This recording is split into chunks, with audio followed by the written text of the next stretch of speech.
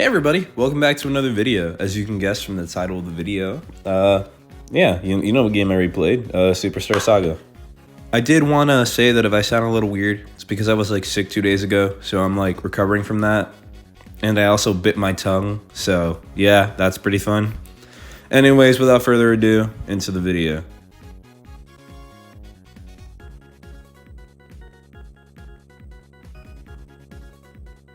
So, if you know me, you know that I'm a huge fan of the Mario and Luigi series, especially Bowser's Inside Story, literally my favorite game of all time.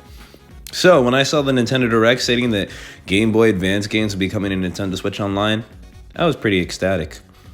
I saw it, kept waiting, and finally I saw Superstar Saga, Mario and Luigi games, one of the Mario and Luigi games, was coming to the Switch, and yeah, I was, again, pretty excited about that. Not only because this is a game I love, but what that could mean for other future entries in the Mario & Luigi series, right?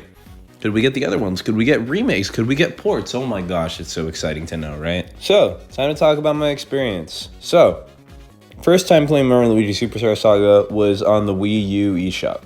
I remember playing it, having a great time, using a lot of save states and rewinding. I did rewind here because it was available and it's hard to keep it away, but that was my first experience with it.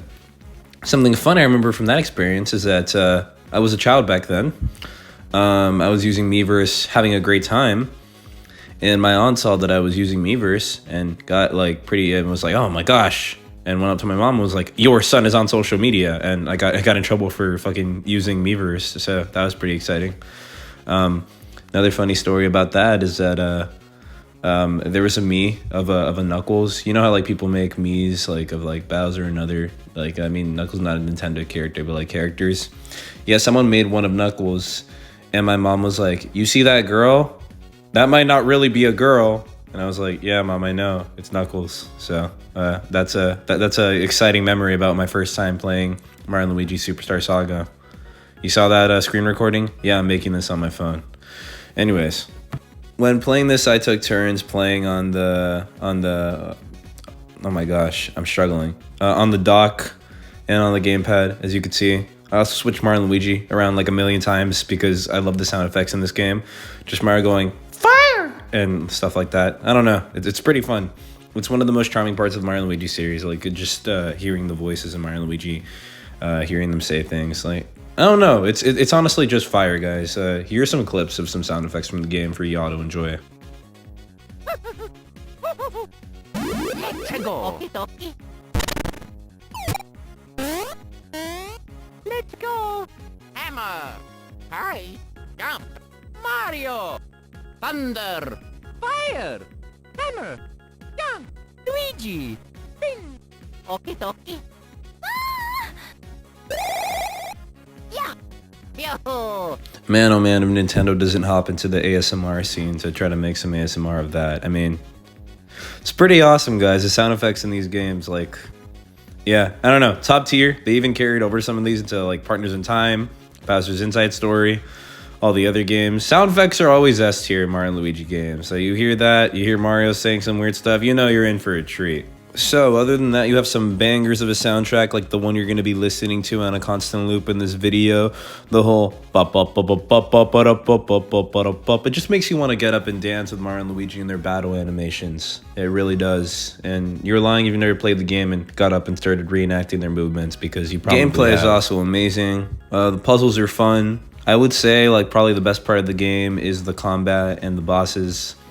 As long as you don't overpower yourself by always powering up your power as Mario, or as I did with Luigi, because I like to mess around and make Mario weak and Luigi strong just because it's fun. The bosses are sure to be a really, really good time. One of the infamous bosses in the game is the final boss, where you fight against Cackletta at the end. People said it was really hard, and it was for me the first time I played it. But I played it now, and I was able to finish it, like, pretty fast. Luigi had power, like, over 100. So that was pretty cool. I also like that you have a lot of collectibles, like beans. I don't know why beans are the collectible, but I'm Mexican myself, so, I mean, I like beans. So I'm like, hey, representation in video games. It's pretty fire. And beans would go on to be in many games, and Superstar Saga, of course. You can use it to make... like coffee, or I guess Mario's version of coffee, or the Bean Bean Kingdom version of coffee. It's kind of weird if you think about it, because like the whole team, the whole kingdom is made out of beans. The enemies are made out of beans. They make coffee with beans. It's like some form of cannibalism, but they don't ever let you think about it too much. So, I mean, it's pretty cool that there's cannibalism in a Mario game. That's probably one of my favorite things about it. Not really. But yeah, in terms of other collectibles, coins, there's shops you can buy stuff. I don't think it's anything too crazy. They obviously got better with it with the other Mario games, but I mean, at least you have like the incentive to go out there and like get different things, because you get special items every time you make a new coffee. Coffee can also raise your stats. So, funny thing, when I first played this game, I didn't collect any of the beans. I didn't know what to do with them. So, yeah.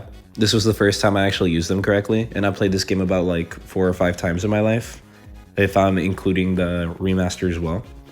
One of the best things about this game and the other Mario and Luigi games is probably the writing. The characters are really fun. They all have really goofy personalities that suit them well, while still making the story fun. So that's entertaining. Also, seeing how Mario and Luigi react to certain things in their environments is pretty funny. Something else I like that's like really small is that you have times that Mario and Luigi are separated, and like some parts where you play as Luigi alone. They kind of did that in like Bowser's Inside Story too, from what I remember.